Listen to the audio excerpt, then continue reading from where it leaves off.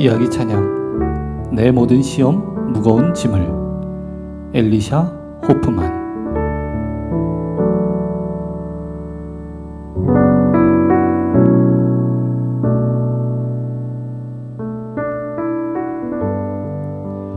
무척이나 괴로워하는 여인이 있었습니다. 그녀는 견딜 수 없는 슬픔에 짓눌려 있었습니다. 어찌해야 하나요? 도대체 어찌해야 하냐고요? 그녀는 신방원 목사님을 향해 계속 울부짖었습니다. 당신의 모든 시험과 무거운 짐을 우리 주 예수님께 아뢰세요. 목사님은 여인에게 더 이상 해줄 말이 없었습니다.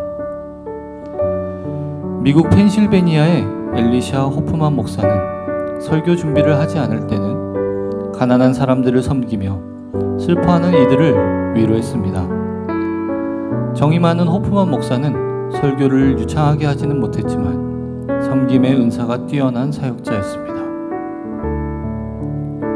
호프만 목사가 펜실베니아 레바논 지역에서 교회를 섬기고 있을 때였습니다.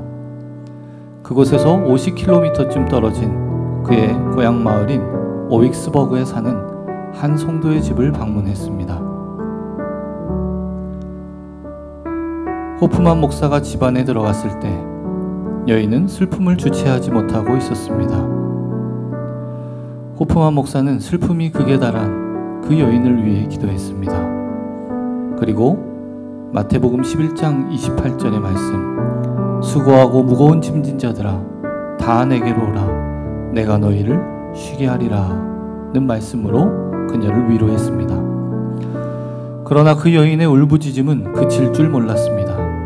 여인은 호프만 목사를 쳐다보며 계속해서 어찌해야 하나요? 나는 어떻게 해야 하나요? 하고 소리쳤습니다. 그때 호프만 목사는 다시 한번 차분하게 말했습니다. 성도님, 모든 시험과 무거운 짐을 예수님 앞에 아뢰는 수밖에 없습니다. 주님만이 성도님의 슬픔을 위로하실 수 있습니다.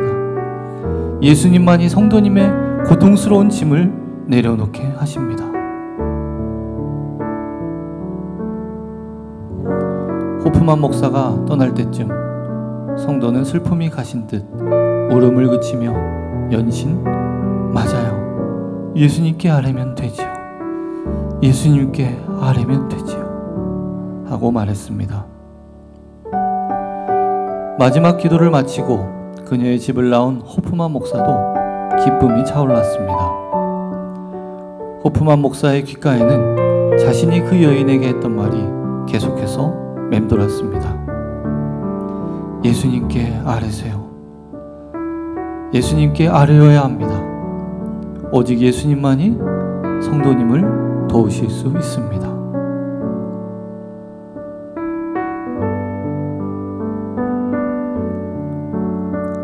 세상에는 이런 슬픔과 고통을 겪는 사람들이 무수히 많습니다. 무거운 짐을 주님 앞에 내려놓을 때 샘솟는 평안을 얻을 수 있습니다. 세상이 줄 수 없는 평안을 평화의 왕이신 주님이 주십니다. 호프만 목사는 슬픔에 가득 찬 여인을 위로하고 돌아와 서재에 들어서자마자 찬송을 거침없이 써내려갔습니다. 이것이 바로 찬송 내 모든 시험 무거운 짐을 입니다.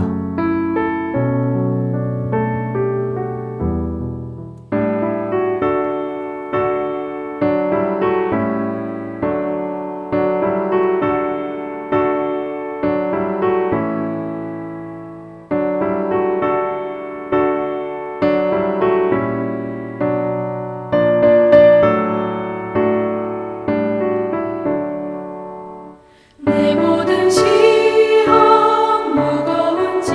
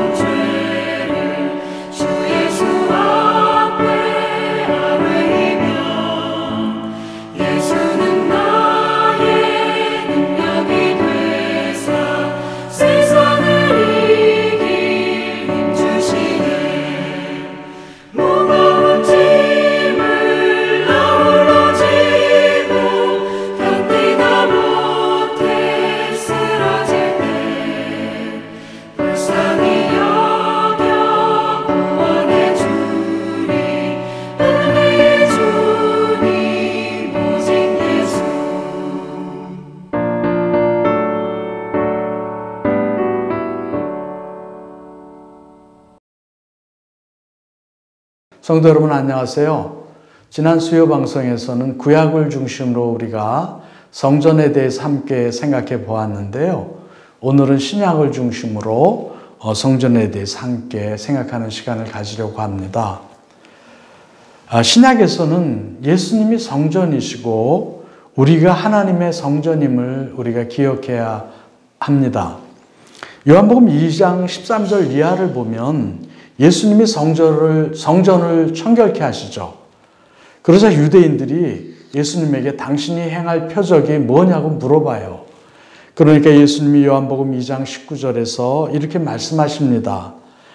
예수께서 대답하여 이르시되 너희가 이 성전을 헐라 내가 사흘 동안에 일으키리라. 그런데 이 말씀을 당시에는 제자들도 잘 이해를 못했고 다른 사람들도 아무도 깨닫지 못했습니다. 그런데 예수님이 십자가에 돌아가시고 부활하신 후에 성령님이 오시니까 깨달은 거예요. 그래서 요한복음 2장 21절에서 이렇게 기록하고 있습니다. 그러나 예수는 성전된 자기 육체를 가리켜 말씀하신 것이라.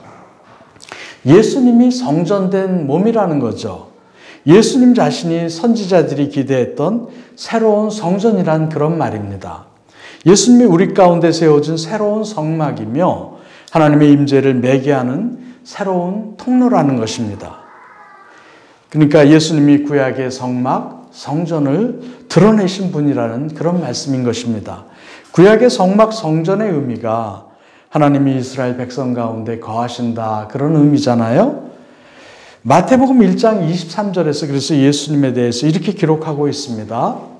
보라 처녀가 잉태하여 아들을 낳을 것이요 그의 이름은 임마누엘이라 하리라 하셨으니 이를 번역한즉 하나님이 우리와 함께 계시다 함이라. 그러니까 예수님이 구약의 성막 성전처럼 우리와 함께 계시다는 그런 말씀이죠. 십계명이 담긴 법궤가 성전의 지성소 안에 놓여 있잖아요. 그 사실은 성전에서 가장 중요한 요소가 바로 계명, 즉 말씀임을 우리에게 잘 나타내 보여주고 있는 것입니다. 그래서 복음서가 예수님을 소개하는 방식이 우리에게 아주 놀라움을 주는 거예요. 예수님을 성전으로 소개하고 있는 사도 요한은 요한복음 1장 1, 3절에서 이렇게 말씀하죠. 예수님을 태초부터 계셨던 말씀이라고 이렇게 소개하고 있어요. 그러니까 말씀이신 예수님이 인간성을 취하셔서 우리 가운데 거하신 것입니다. 구약의 성막 성전의 실체가 우리 가운데 거하셨다. 그런 의미인 것이죠.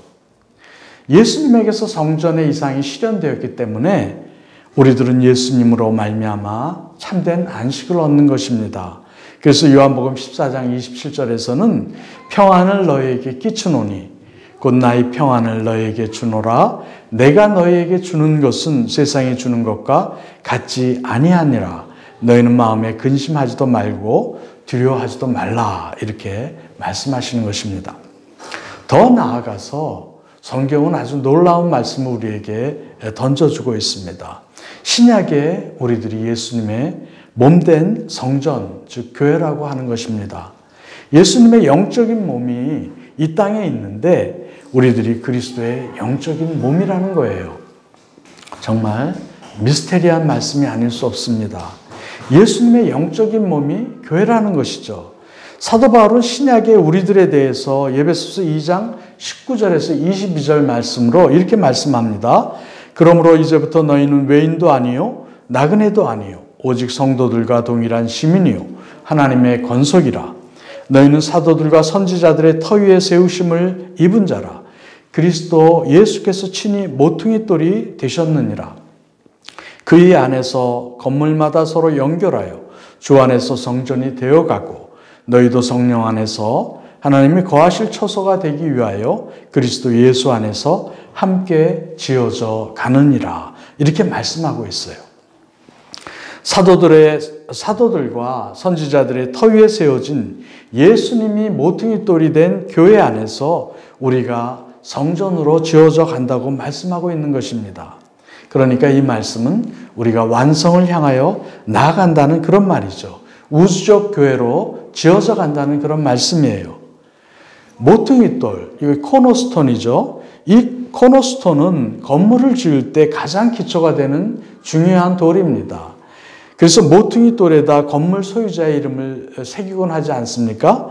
이스라엘의 건축 방식은 모퉁이 돌을 넣고 그 다음에 계속 이어서 돌을 놓아서 쌓는 방식이거든요. 그러니까 모퉁이 돌이 빠지면 건축물이 다 무너지게 되는 것입니다. 우리가 아치형 건물인 경우에는 아치가 만나는 이 꼭대기 지점이 이것이 탑스톤이에요. 그러니까 꼭대기 돌이죠. 코너스톤이건 탑스톤이건 이 돌을 빼면 건물이 다 무너지잖아요. 주님이 바로 그러한 주인의 역할을 하시는 분이라는 것입니다. 그러니 이 성전을 지으시는데 주님이 주가 되고 우리는 수종드는 사람의 역할을 하는 것입니다. 그런데 사도 바울은 또 신약의 고린도전서 3장 16, 17절에서 이렇게 말씀하고 있어요. 너희는 너희가 하나님의 성전인 것과 하나님의 성령이 너희 안에 계시는 것을 알지 못하느냐. 누구든지 하나님의 성전을 더럽히면 하나님이 그 사람을 멸하시리라. 하나님의 성전은 거룩하니 너희도 그러하니라. 사도 바울은 이 고린도 전서에서는 우리가 이미 하나님의 성전이라고 말씀하고 있습니다. 고린도 전서에서는 우리가 이미 하나님의 성전, 그러니까 already 우리가 하나님의 성전입니다. 그런데 예배소서에서는 아직 완성되지 않은 not yet이죠. 우리가 지어져가는 그러한 성전인 것입니다. 그러므로 우리는 에덴 동산에서의 아담을 타산지석으로 삼아서 우리가 성전을 지키는 일을 아주 새롭게 해야 되는 거예요. 무엇보다도 중요한 것은 우리 마음의 성소를 지키는 일이 아주 중요한 거예요. 우리 생각을 지키는 것입니다. 우리 마음의 성소에 각종 우상과 온갖 부도덕한 것들이 침투해 들어오는 것을 우리가 지켜야 하는 것입니다.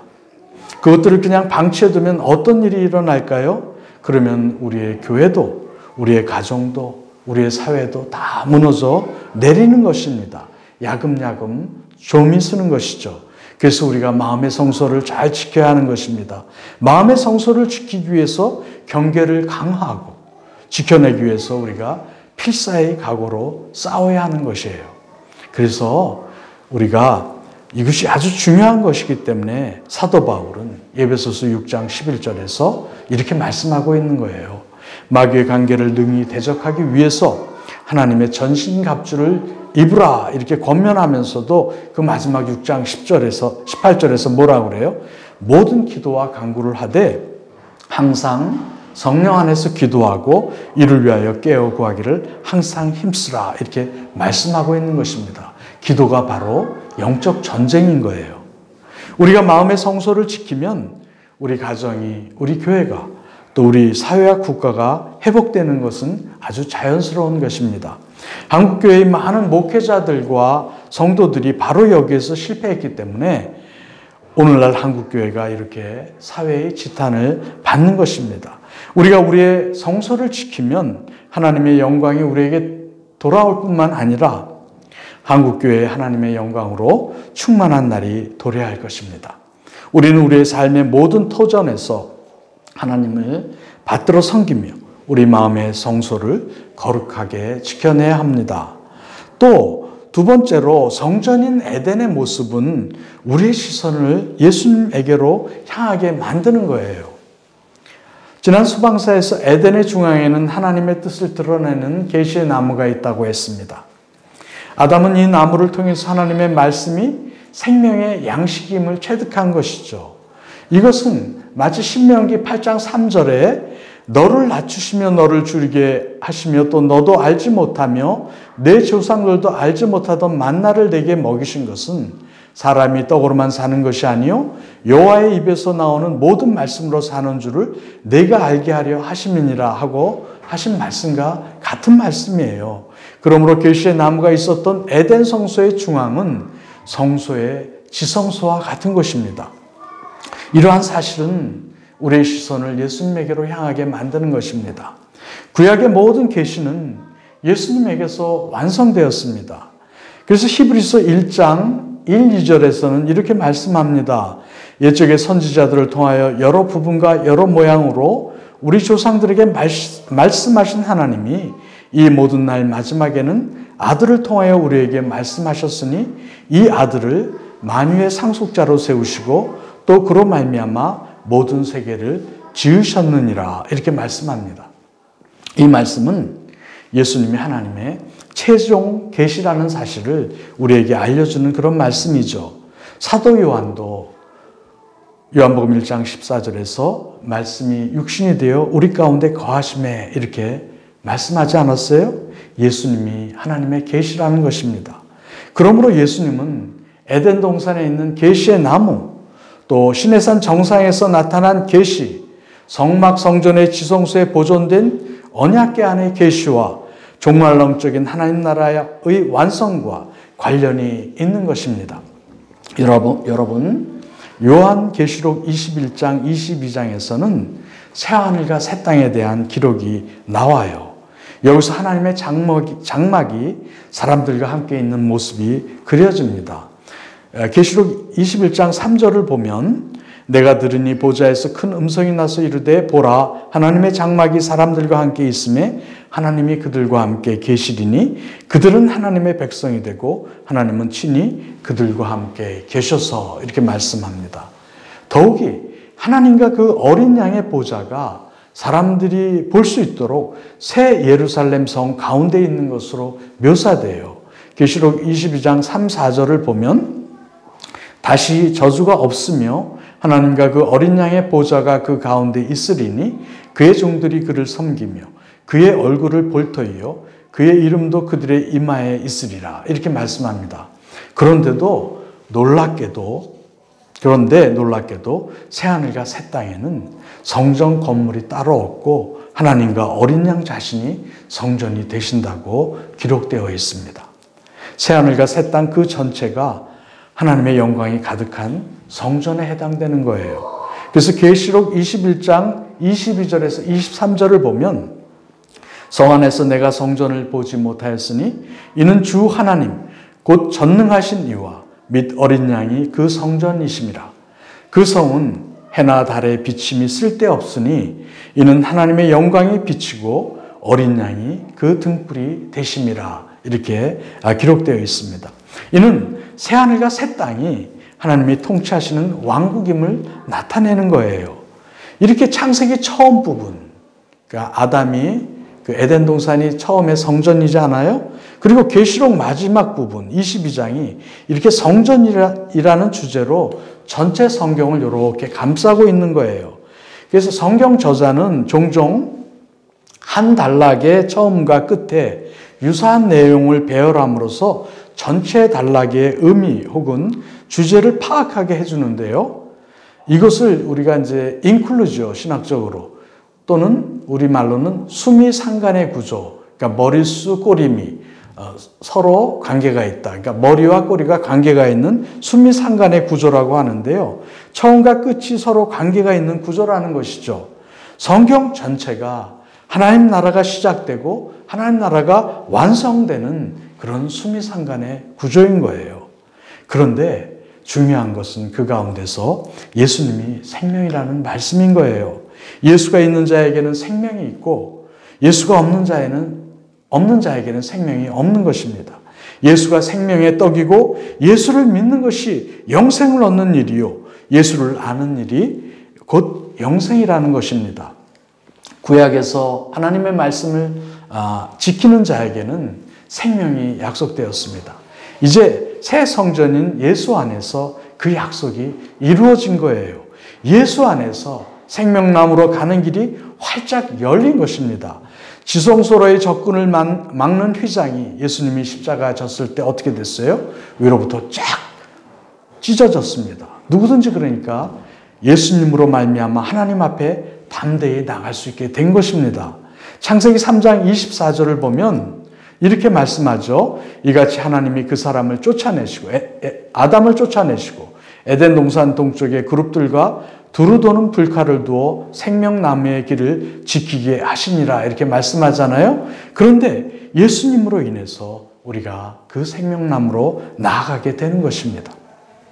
이 일의 결국은 하나님의 장막이 사람들과 함께 있으며 믿는 우리들이 이 장막 안에서 생명나무의 실과와 생명수를 먹고 마시는 속에서 도래하게 되는 것입니다. 여러분, 그리스도 예수를 믿는 사람들은 하나님의 통치를 받는 자들입니다. 그래서 생명을, 영생을 약속받은 자들이에요. 우리가 이 땅에 사소한 것에 너무 연연하며 살지 맙시다. 오히려 우리에게 구원을 주시는 예수님으로 인해서 늘 감격하며 감사하는 우리 모두가 되기를 바랍니다. 우리가 어떤 형편에 있든지 우리의 눈물을 닦아주시는 그분이 있기에 우리는 오늘도 하나님이 우리에게 허락하신 길, 천국으로의 순례길을 묵묵히 걸어가는 것입니다. 그래서 주님이 우리에게 허락하신 날들을 우리를 하나님의 자녀로 삼아주시고 천국 백성이 되게 하여 주신 주님께 감사하며 그 이름을 높여드리며 한 걸음 한 걸음 나아가시는 우리 모두가 되시기를 주님의 이름으로 부탁드립니다. 샬롬. 네, 안녕하세요 여러분. 오늘도 이렇게 수방사 시간을 통해서 우리 풍성한 교제 누리는 시간 되기 바랍니다. 오늘은 아주 잘생긴 우리 미남의 청년 우리 초대했습니다. 여러분 이 얼굴을 잘 늘 기억해 두고 있어요. 나중에 굉장히 유명한 스타가 될 가능성이 높기 때문에 지금 많이 이렇게 기억해 두는 게 좋을 것 같습니다. 우리 최정호 형제 이 자리에 모셨습니다. 반갑습니다.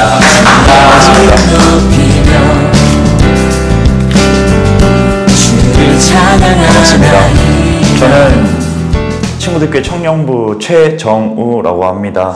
예, 저는 어머니, 아버지, 누나 이렇게 요즘 저는 이제 연기를 전공을 하고 졸업을 하고 나서 계속 이제 뭐 오디션이나 뭐 프로필을 이렇게 돌리면서 이렇게 지내고 있습니다. 그리고 극단 활동도 하면서 이렇게 좀 지내고 있습니다. 그 요즘 코로나에서 그 활동 영역이 사실 좀 많이 없을 텐데.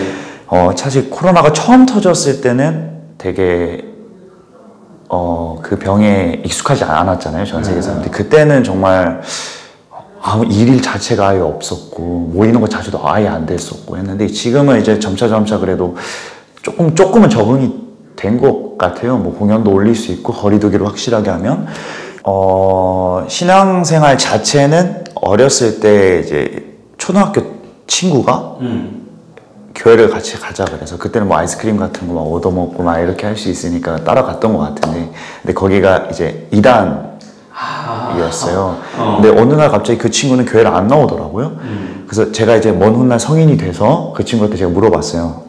너 왜 그때 교회 나도 왜 안 나왔냐? 그러니까 그 교회 좀 이상한 것 같아서 자기는 딴 데로 옮겼다.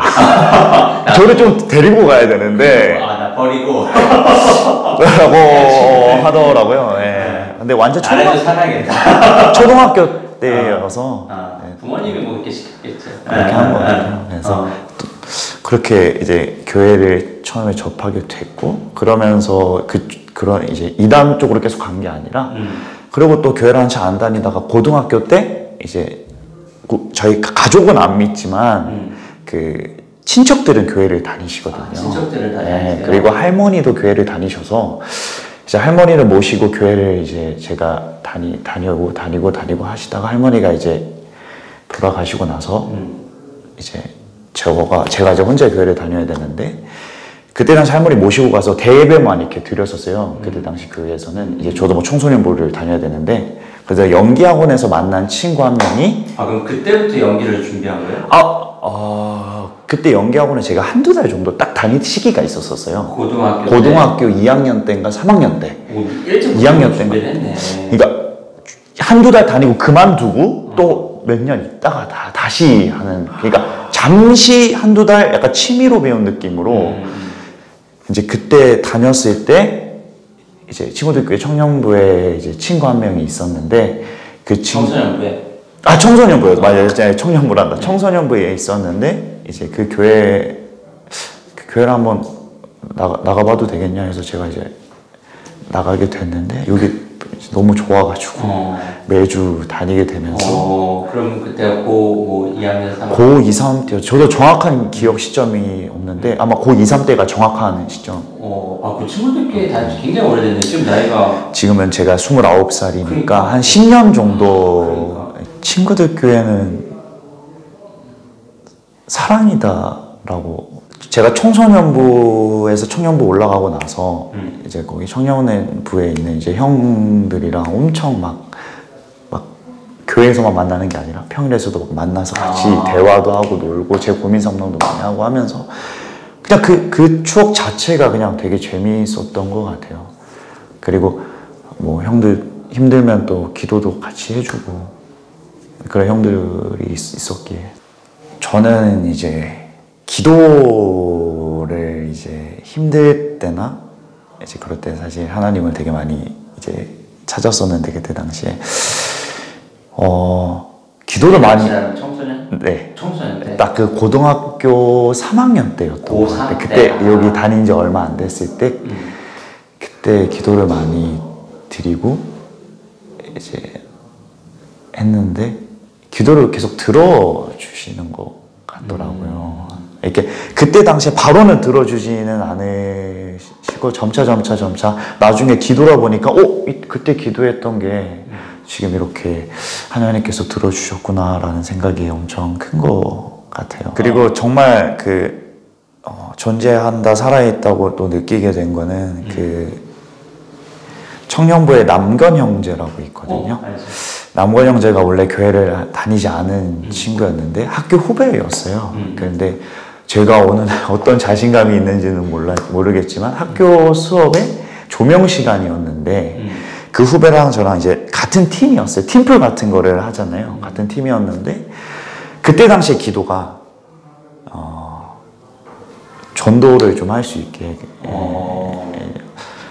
저도 떳떳하게 살지 못하지만 그래도 저를 통해서 교회 안 다니는 친구들이나 사람들이 교회를 좀 갈 수 있게 하나님을 좀 만날 수 있게 좀 도와달라는 기도를 했었던 기억이 있어요. 근데 그때 딱 들어주신 것 같아요. 무대 조명 시간에 뭘 표현을 하라 했을 때 그 조원들이 4명이 있었는데 그 선악과를 저는 표현하고 싶다고 선악과를 표현해보자 우리가 했는데 그 조원들이 불만을 토로하지 않고 교회 안 다니는 친구 교회 안 다니는 친구 2명이나 있었는데도 하자! 된 거예요. 손쉽게. 그러고 나서 이제 사과를 따먹는 장면 열매를 따먹는 장면을 이제 남건이가 배우로서 이제 올라가고 제가 이제 나무에 이제 열매를 주고 있는 나무 역할이었고 이제 한 명은 밑에서 이제 조명 이제 보고 한 명은 위에서 조명을 조작을 하고 이렇게 해서 그 무대로 올랐는데 그게 A를 맞았어요. 그러고 나서 그게 다 끝나고 기말고사인가 중간고사였는데 그게 다 끝나고 갑자기 남건 형제가 저한테 와가지고 형 혹시 종교가 어디시냐? 형이 다니는 종교를 한번 다녀보고 싶다라고 먼저 저는 강요 같은 거를 하지를 않았어요. 괜히 불쾌할 수 있고 좀 뭔가 더 거리감을 둘 수 있으니까 그냥 저는 끝나고 앉아있는데 남건 형제가 정확히 기억나는데 와가지고 형 다니는 종교를 다녀보고 싶다 해서 교회를 한번 같이 오게 됐죠.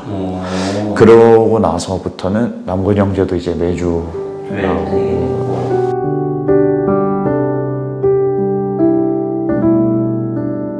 어려웠던 점을 먼저 말씀드리면 저희는 하나님 믿는 사람들 사이에서 살아가고 있지 않잖아요. 교회에서는 당연히 그렇지만 이제 사회에 나가서 이제 각자 일을 하면서 사회에 이제 그 그룹에 속해서 일을 하고 있잖아요. 많은 사람들이. 그러면서 유혹들이 또 되게 많을 것이고 그런 것들이 좀 많이 어려운 것 같아요. 많이 유혹에 빠지고 저도 진짜 많죠. 저도 이 자리에서 지금 나이 때는 정말 많으시죠. 저도 사실 이 자리에서 이렇게 인터뷰한다는 것 자체가 얘기 안 해도 참 이거 자체가 어려워요. 지금 진짜 이 죄 짓고 있는 사람이 여기 와서 그리고 가장 유익은 뭐냐면 항상 의지할 수 있다는 게 큰 유익인 것 같아요. 저 곁에는 하나님이 있고 힘들 때는 하나님한테 기도드리면서 하나님한테 얘기하면서 의지를 할 수 있다. 그게 가장 큰 유익이고 저한테는 가장 큰 의지고 저에게는 항상 하나님이 같이 있다는 게 큰 유익인 것 같습니다. 사실은 뭐 목사님이 말씀하신 것처럼 뭐 유명한 스타 이런 거 되는 게 꿈이겠지만 한편에는 그게 꿈이겠지만 사실 저한테 큰 꿈은 연기로 그냥 계속 연기를 하고 싶어요. 연기를 하고 싶어. 네. 그게 일단 제 꿈이고 그리고 연기만 하는 사람이 아니라 그 연기를 통해서 많은 사람들한테 행복과 재미를 좀 주고 싶어요. 네, 그게 제 꿈이에요. 요즘 코로나가 계속해서 길어지고 있고 3,000명대, 2,000명대, 1,000명대를 왔다 갔다 하면서 정말 많이 힘든 시기를 겪고 있다고 저는 생각이 들어요. 근데 이제 백신도 점차 나오고 있고 점차 좋아질 거라고 생각하고 사실 저도 코로나 터지고 나서 교회를 안 나오면서 집에서 예배 드려야 되지 하면서 잘 드리지 못하는 것 같아요. 많이 멀어지는 것 같아요. 이렇게 될수록 하나님을 찾고 하나님한테 기도 드리고 영상으로나마 예배를 접해서 나아가야 될 것 같아요. 힘내라는 말을 되게 많이 들었을 것 같은데 기도하면서 힘내면서 하나님한테 의지하면서 나아가는 게 가장 중요한 것 같아요. 네, 항상 화이팅이고 그렇습니다.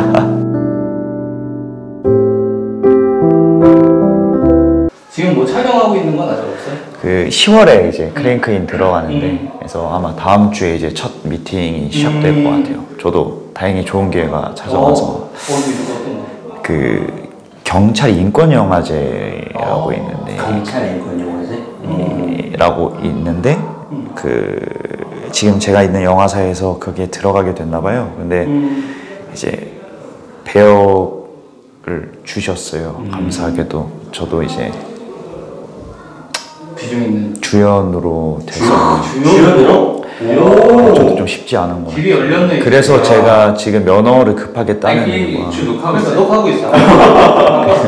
그 면허를 급하게 따는 이유가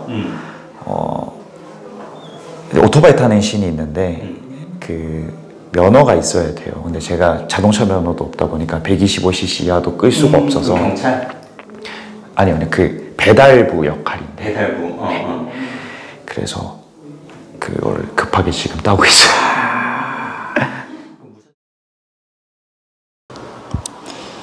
안녕하세요. 오늘은 마지막 주, 9월의 마지막 주라서 움직이는 조금 강도가 높은 운동으로 진행을 해보려고 합니다. 먼저 준비 운동 하실 건데요. 오늘은 몸치기랑 스트레칭을 스킵하고 가볍게 준비 운동 할게요. 팔목 돌리기 해주세요. 반대 방향으로도 돌리고 저희 손목을 좀 쓸 거라서 손목을 부드럽게 좀 털어주세요. 자, 이제 발목 돌리기 할게요. 하나, 둘, 셋, 넷, 다섯, 여섯, 일곱, 여덟. 반대 방향으로. 셋, 넷, 다섯, 여섯, 일곱, 여덟. 반대발. 하나, 둘, 셋, 넷, 다섯, 여섯, 일곱, 여덟. 반대 방향. 둘, 둘, 셋, 넷, 다섯, 여섯, 일곱, 여덟. 무릎 돌리기 할게요. 하나, 둘, 셋, 넷, 다섯, 여섯, 일곱, 여덟. 반대로. 둘, 둘, 셋, 넷, 다섯, 여섯, 일곱, 여덟. 무릎 굽히기. 하나, 둘, 셋, 넷, 다섯, 여섯, 일곱, 여덟. 둘, 둘, 셋, 넷, 다섯, 여섯, 일곱, 여덟. 무릎 짧게 펴기 할게요. 하나, 둘, 셋, 넷. 반대로. 다섯, 여섯, 일곱, 여덟. 둘, 둘, 셋, 넷, 다섯, 여섯, 일곱, 여덟. 길게 갈게요. 길게 천천히. 하나, 둘, 셋, 넷, 다섯, 여섯, 일곱, 여덟. 반대로. 둘, 둘, 셋, 넷, 다섯, 여섯, 일곱, 여덟. 자, 일어나서 깍지 끼고 발 뒤꿈치를 바닥에 붙인 상태로 회전할게요. 둘, 셋, 넷, 다섯, 여섯, 일곱, 여덟. 이제 팔을 펴서 뒤로 회전해 주세요. 셋, 넷, 다섯, 여섯, 일곱, 여덟. 팔 짧게 돌리기. 하나, 둘, 셋, 넷, 다섯, 여섯, 일곱, 여덟. 반대로. 둘, 둘, 셋, 넷, 다섯, 여섯, 일곱, 여덟. 길게 천천히. 빨리 돌리지 마세요. 하나, 둘, 셋, 넷, 다섯, 여섯, 일곱, 여덟. 반대로 셋, 넷, 다섯, 여섯, 일곱, 여덟. 목 돌리기 가볍게 할게요. 하나, 둘, 셋, 넷, 다섯, 여섯, 일곱, 여덟. 둘, 둘, 셋, 넷, 다섯, 여섯, 일곱, 여덟. 옆구리 한번 늘려줄게요. 하나, 둘, 셋, 넷, 다섯, 여섯, 일곱, 여덟. 반대로 둘, 둘, 셋, 넷, 다섯, 여섯, 일곱, 여덟. 네. 자, 지금서부터는 전에 해보셨듯이 20초 운동하시고 10초 휴식을 하시는 운동으로 할 건데요. 10초가 거의 휴식이 안 될 거예요. 왜냐하면 오늘 제가 구성을 동작 하나는 누워서 하거나 엎드려서 하고 그 다음 동작은 바로 일어나야 하기 때문에 쉬는 시간이 없을 거고요.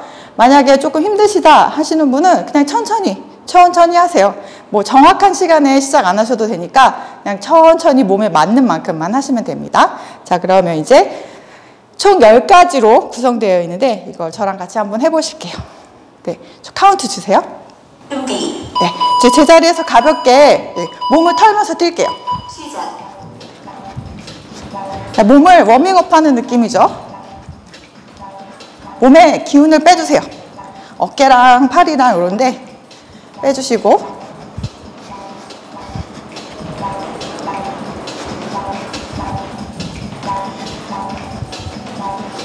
휴식. 자, 두 번째 동작은 팔굽혀펴기 할 거예요. 무릎을 대시고요. 준비. 팔꿈치를 몸쪽에 붙여서 살짝만 굽혀주세요. 네, 팔꿈치를 몸쪽에 붙여서 몸 안쪽으로 굽혀지도록 해주세요. 자, 이제 여자분들은 이게 쉽지가 않아서 내가 할 수 있는 만큼만 하시면 돼요. 너무 깊이 안 내려가셔도 되고요. 운동하신 남자분들은 더 깊이 내려가셔도 괜찮아요. 휴식. 네, 일어나셔서 이제 스쿼트 동작 하실 거예요. 준비. 자, 팔은 뭐 아무렇게나 잡으셔도 돼요. 시작. 뒤로 앉았다가 일어날게요. 뒤에 의자가 있으면 거기에 살짝 엉덩이만 걸쳤다가 일어난다는 느낌으로 해주세요.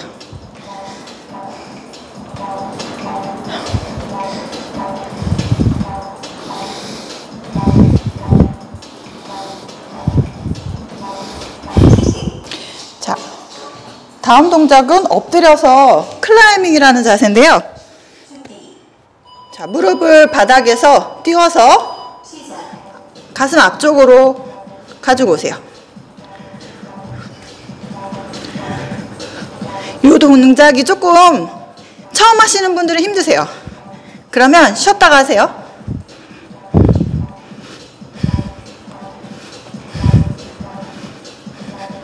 휴식. 네, 일어나셔서 이제 힘드실 건데요. 여기서 호흡을 고르는 느낌으로 자, 이렇게 무릎을 들어서 잠깐 정지했다가 내려오실게요. 상체를 앞으로 살짝 굽혀주세요.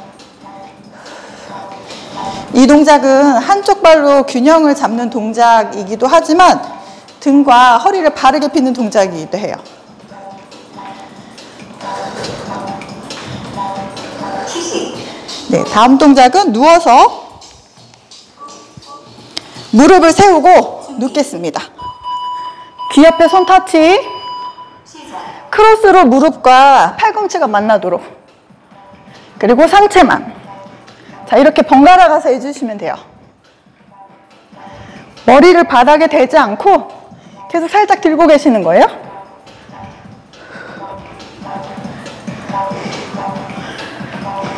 휴식. 네, 일어나셔서 다시 서서 하는 동작. 준비. 자, 팔을 양쪽에 펴시고 상체를 그대로 두신다는 느낌으로 하체를 트위스트 해주시는 거예요. 팔이 불편하신 분은 자, 이렇게 하거나 살짝 팔꿈치를 굽히셔도 좋아요. 이게 어깨 스트레칭까지 함께 이루어져요.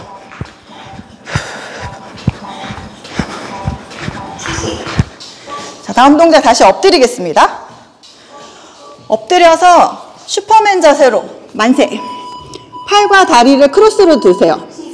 자, 오른 다리 왼손, 왼손 오른다리 이런 식으로 드시는 거예요. 그리고 같이 한번 자, 크로스로 들고 반대편 크로스 들고 팔과 다리 같이 이렇게 해주시는 거예요. 이 동작은 등의 근육을 강화해요. 자, 엉덩이 뒤로 빼서 한번 스트레칭 해주세요. 천천히 일어나실 거예요. 다리를 어깨보다 넓게 벌리시고요. 자, 앉았다가 일어날 때 허벅지 안쪽 근육을 사용해서 꽉 조여주세요. 와이드 스쿼트인데요. 이거 무릎에 무리가 없는 만큼 내 몸에 맞게 해주시면 됩니다.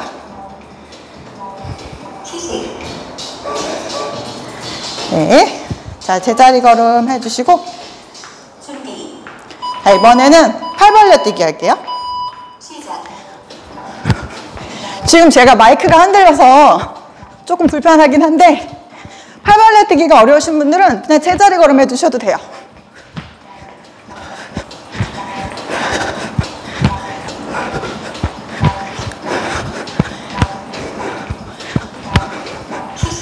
네. 제자리 걸음 하실게요.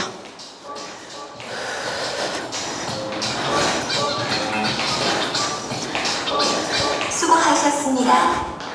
네, 오늘 저랑은 한 세트를 하셨는데요. 2세트 정도 하시면 하루에 충분한 운동이 돼요. 오늘 여기까지 하겠습니다. 절대로 무리하지 마시고 내 몸에 맞게 천천히 도전해 주세요. 네, 오늘 여기까지 하겠습니다. 감사합니다.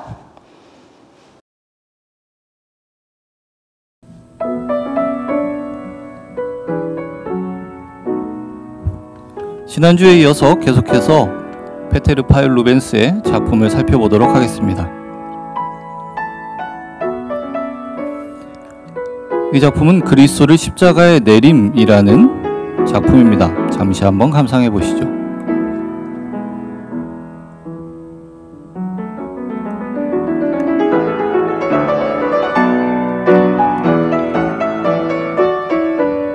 십자가에 달리는 그리스도 이후 제작된 이 작품은 초기에 중시했던 프랑드르 미술의 세부 묘사보다도 전체적인 화면의 조화로운 구성과 빛과 색채의 역할을 강조한 작품이라고 알려져 있습니다. 루벤스의 작품 중 가장 유명한 작품으로도 알려져 있는데요. 루벤스는 이 그리스도를 십자가에 내림으로 명실상부 유럽의 제1의 종교 화가가 되었습니다.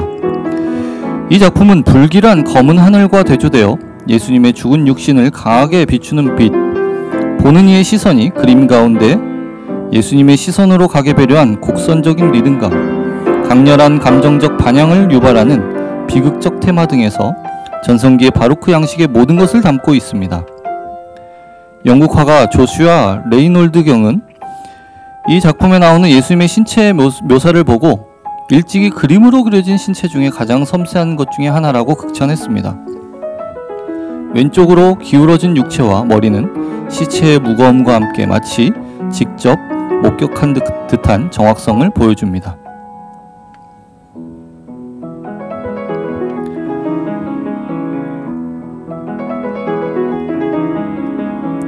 왼쪽 날개 패널에서는 예수를 잉태한 마리아가 세례 요한을 임신 중인 사촌 엘리사벳을 방문하는 모습을,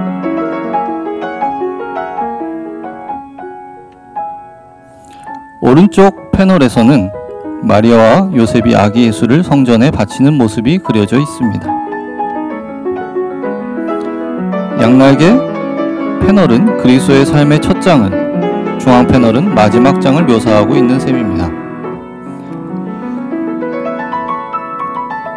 주요 주제는 9개의 형상으로 구성되어 있습니다. 2개의 사다리 꼭대기에서 일꾼들이 한 사람은 그의 이빨에, 다른 한 사람은 왼손에 쥐고 있는 수의를 사용하여 그리스도의 몸을 낮추고 있습니다. 십자가의 팔에 단단히 몸을 움켜쥐고 각자 앞으로 몸을 굽혀 한 손으로 그리스도를 인도하는 한편 한 발은 사다리에 올리고 있고 등은 아치형으로 만든 사도 요한이 가장 힘있게 예수님을 지지합니다. 예수님의 한 발이 막달라 마리아의 아름다운 어깨에 닿아 금빛 머리칼을 풀고 있습니다.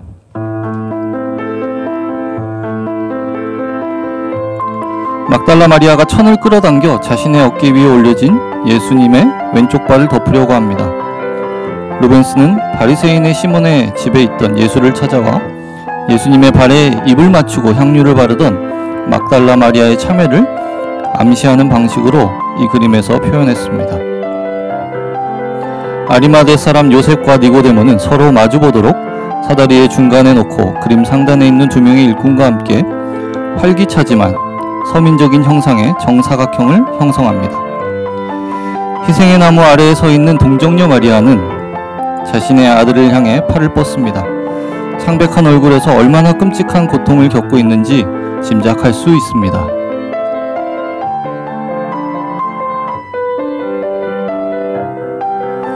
살로메는 무릎을 꿇고 그녀의 겉옷을 모으고 있습니다. 루벤스는 전통에 따라 그리스도의 순환을 상징하는 도구들을 그려 넣었습니다. 오른쪽 아래편에 대야 안에는 예수의 면류관과 그의 몸에서 제거한 못들이 들어 있습니다.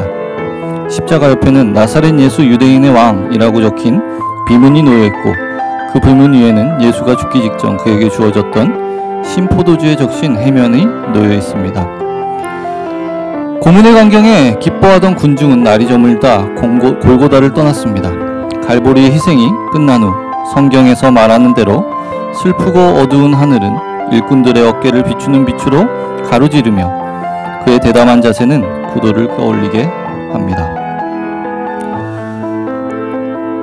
함께 살펴보신 두 제단화 외에도 앞서 말씀드린 것과 같이 안트베르펜 노르트르담 대성당에는 루벤스의 다른 작품들이 있는데요. 바로 예수 그리스도의 부활,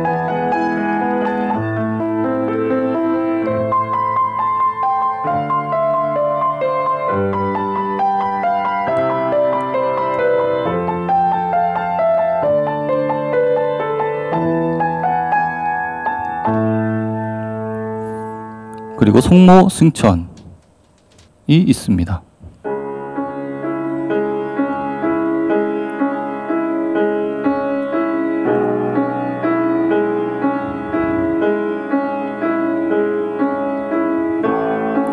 이외에도 루벤스는 유럽 제1의 종교화가라는 이름에 걸맞게 예수 그리스도의 생애에 대한 많은 그림들을 그렸습니다.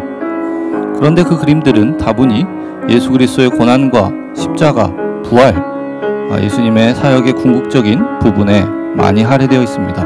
그 작품들을 잠시 한 번씩 감상해 보도록 하겠습니다.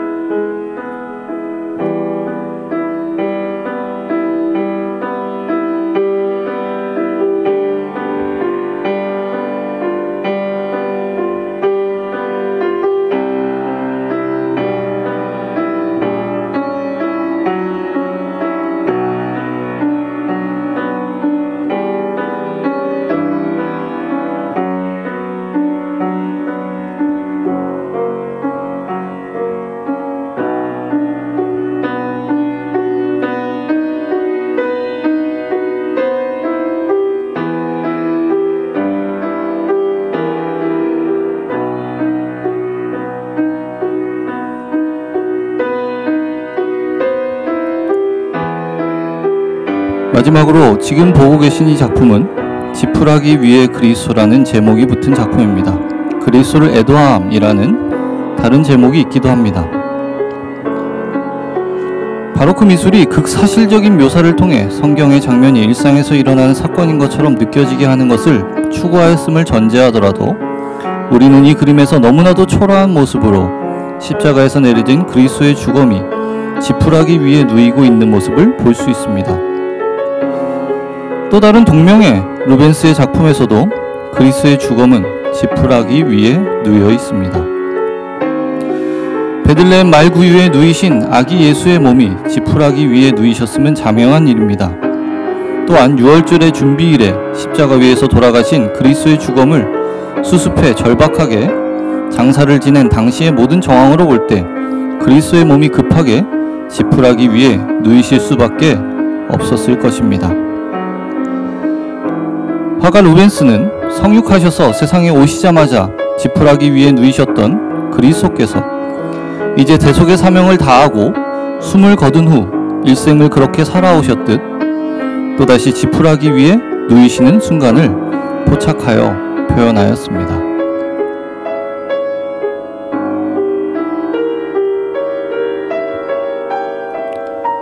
지푸라기에서 지푸라기까지, 바로 여기에 하나님의 아들, 성자 하나님의 자기 비움으로서의 성탄의 신비와 십자가에 달리신 하나님의 은혜와 사랑이 있습니다.